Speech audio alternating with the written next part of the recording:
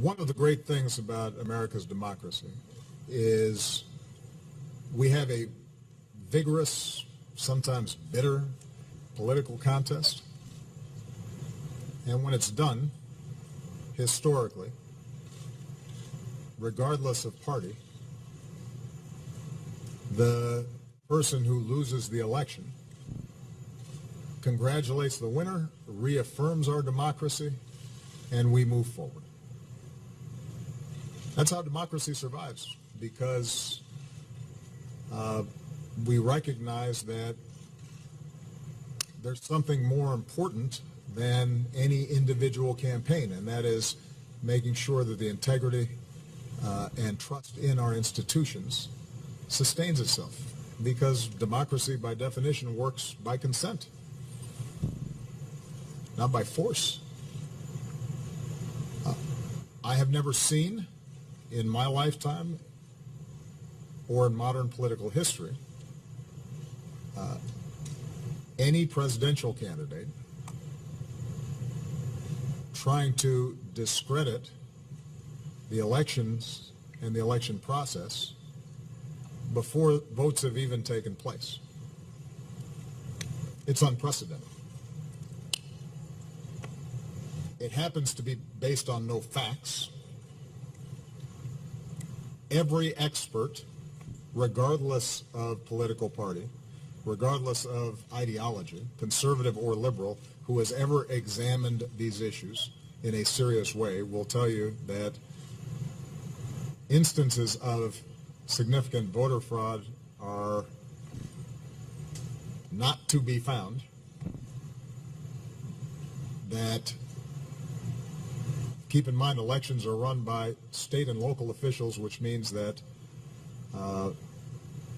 there are places like Florida, for example, where you've got a Republican governor who's a Republican appointees are going to be running and monitoring a whole bunch of these election sites. The notion that somehow if Mr. Trump loses Florida, it's because of those people that you have to watch out for, that is both irresponsible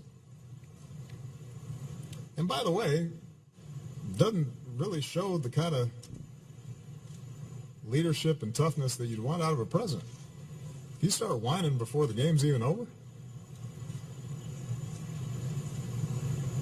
if whenever things are going badly for you and you lose, you start blaming somebody else, then you don't have what it takes to be in this job. Because there are a lot of times when things don't go our way or my way. That's okay. You fight through it. You work through it. You try to accomplish your goals. But the larger point that I want to emphasize here is that there is no serious person out there who would suggest somehow that you could even rig America's elections, in part because they're so decentralized and the numbers of votes involved. There's no evidence that that has happened in the past or that there are instances in which that will happen this time. And so I'd advise Mr. Trump to stop whining and go try to make his case to get votes. And if he got the most votes, then it would be my expectation of Hillary Clinton to offer a gracious concession speech and pledge to work with him in order to make sure that the American people benefit from an effective government. And it would be my job to welcome Mr. Trump, regardless of what he said about me or my differences with him on my opinions, and escort him over to the Capitol, in which there would be a peaceful transfer of power. That's what Americans do. That's why America's already great.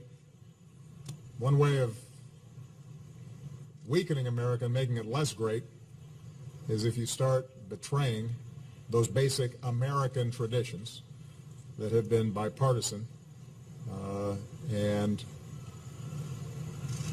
have helped to hold together this democracy now for well over 2 centuries.